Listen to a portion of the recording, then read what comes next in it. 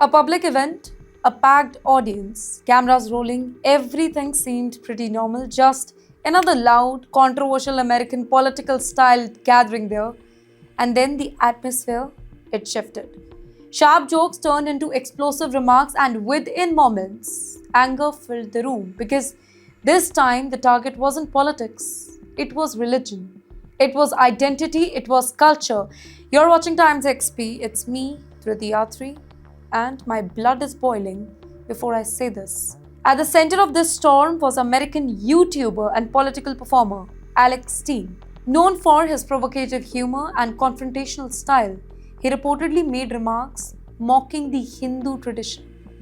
And not just casual jokes, comments included references using stereotypes linked to cow urine, widely seen as offensive and insulting to many Hindus. Well, these remarks, it hit a raw nerve because for millions, religion symbolism, it is deeply emotional, deeply sacred, deeply personal. In fact, the room reacted, there was silence, and then there was protest. Witnesses say the tensions built quickly, faces in the crowd, they were changed. There were murmurs that began spreading across the audience, and then came the turning point. Several Indian American attendees chose not to sit silent. They stood up and they walked out.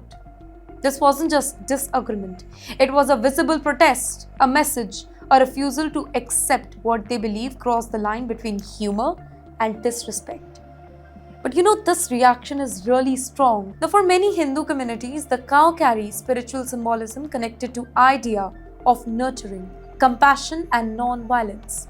Terms linked to cow-related stereotypes have historically been used as slurs against Hindus, making such remarks extremely sensitive and controversial. Experts note that these stereotypes have long been used to just mock Hindu beliefs and identity, often reinforcing negative perception and cultural prejudice. Because of that history, even a joke can carry a deeper emotional and political meaning. And then there is aftershock, of course.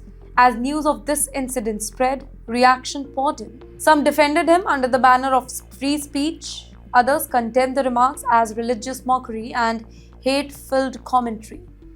In fact, community voices stress that disagreement or debate about faith is different from targeting communities through these type of events, and that difference has become the center of this debate. In the end, here's a bigger question that emerges, ladies and gentlemen. This particular incident isn't just about one event or one personality.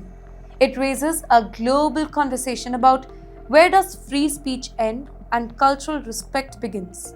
When does humor becomes hurtful, and how should multicultural societies handle religious sensitivities?